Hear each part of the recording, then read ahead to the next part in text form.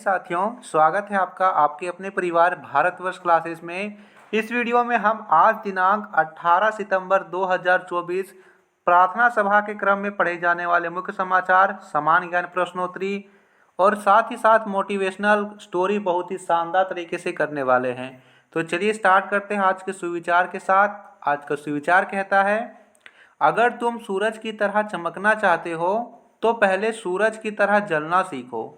Doctor APJ Abdul Kalam कहते हैं। हम सभी जानते हैं कि सूरज चमकता है और अपनी चमक से पूरी दुनिया को प्रकाश में भरता है, लेकिन क्या आप देखते हो कि वह चमकता है तो वह जलता है।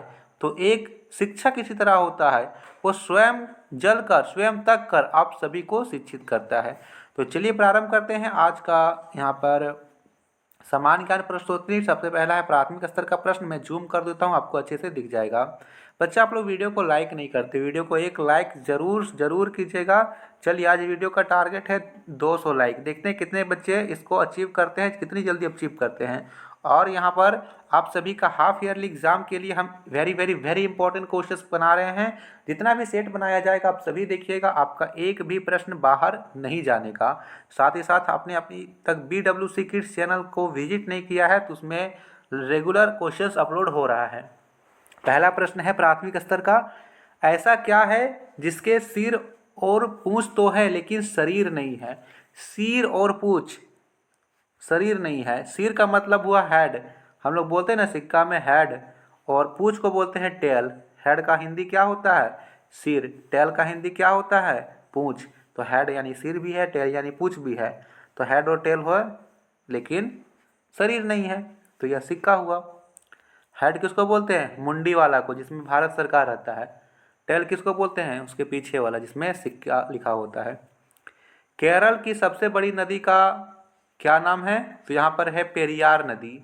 ठीक है, यहाँ पर याद रखेंगे भारत की सबसे लंबी नदी पूछे तो क्या होगा? तो भारत की पूछेगा तो बताएंगे गंगा नदी। ठीक है, ये दोनों चीजें याद रखिएगा। तीसरा प्रश्न है, 1 से 50 तक की गिनती में 9 कितनी बार आता है?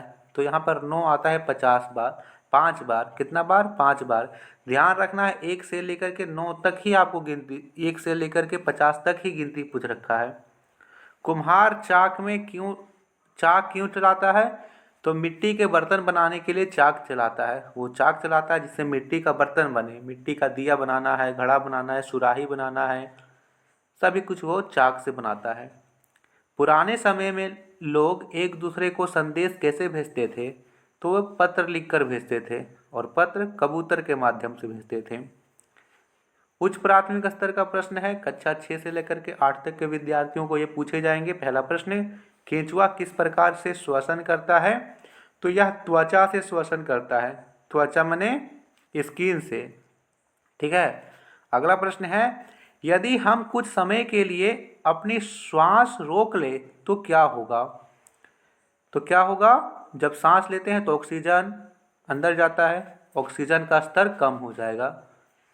जड़ें किन पदार्थों का अवशोषण करती है? तो जड़ें खनिज और जल और खनिज लवण का अवशोषण करती है, वाटर और मिनरल्स का। अगला प्रश्न है, खरगोन शहर महेश्वरी साड़ियों और टाइगर प्रिंट के लिए प्रसिद्ध है। खरगोन किस राज्य में है? तो याद रखना है साथियों, खरगोन मध्य प्रदेश यानी MP में यह स्थित है। Full form of LED, LED का पूर्ण रूप आपको बताना है तो होगा लाइट इमिटिंग डायोड। स्पेलिंग जरूर याद रखेंगे, LIGHT, light, EMITTING, emitting DIOD, diode. माध्यमिक स्तर का प्रश्न है कक्षा 9 से लेकर के 12 तक के विद्यार्थियों के लिए। पहला प्रश्न, सशक्तिकरण का क्या तात्पर्य है? तो होगा अपने लिए विकल्प चुनने की शक्ति होना। अपने लिए विकल्प चुनने की शक्ति होना, इसी को बोलते हैं सशक्तिकरण। अवांछित मैसेज या विज्ञापन ईमेल बॉक्स पर भेजना क्या कहलाता है? तो इसको बोलते हैं स्पैम मैसेजेस। ठीक है, SPM, स्पैम मैसेजेस, जिसकी किसी को भी जरूरत नहीं है, अवांछित मैसेज होते हैं। ऑक्सीजन की अनुपस्थिति में जब वनस्पतियों को सड़ाया या गलाया जाता है तो उसमें कौन सी गैस बनती है? तो उसमें बनती है मीथेन गैस। मीथेन को हार्श गैस भी बोलते हैं। उर्दू कवि गुलजार को हाल ही में कौन सा पुरस्कार दिया गया है? तो इन्हें ज्ञानपीठ पुरस्कार दिया गया है। चलिए गुलजार की एक शायरी बताइए तो, जल्दी से बताइए। हाँ, गुलजार की जल्दी से एक तो शायरी बताइए तो। चलिए मैं एक ठो सर्च करके आपको बताता हूँ। गुलजार की शायरी यहाँ पर है ना, गुलजार। चलिए थोड़ी देर के बाद बताते हैं, तब तक नीचे वाला देख लेते हैं। पोर्ट ब्लेयर का नाम बदलकर कौन सा नया नाम रख दिया गया है? तो ये रख दिया गया है श्री विजयपुरम। पोर्ट ब्लेयर, इसका नाम बदलकर रख दिया गया है श्री विजयपुरम।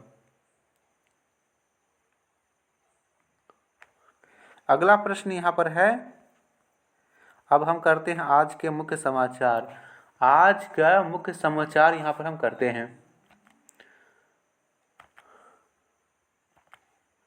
यहाँ पे दे रखा है, देखिए यहाँ पे है पहला अंतर्राष्ट्रीय समाचार। मस्क का स्पेस मिशन कामयाब, 4 एस्ट्रोनॉट धरती पर लौटे। ड्रैगन स्क्रेप्ट क्राफ्ट की पानी में लैंडिंग, वापसी 27,000 किलोमीटर पर आवर की स्पीड से। 1900 डिग्री था तापमान। ठीक है, स्पेस मिशन, अब लोग स्पेस पे भी जा सकते हैं शानदार तरीके से। देश का हर डॉक्टर का बनेगा विशिष्ट पहचान पत्र, पंजीकरण शुरू।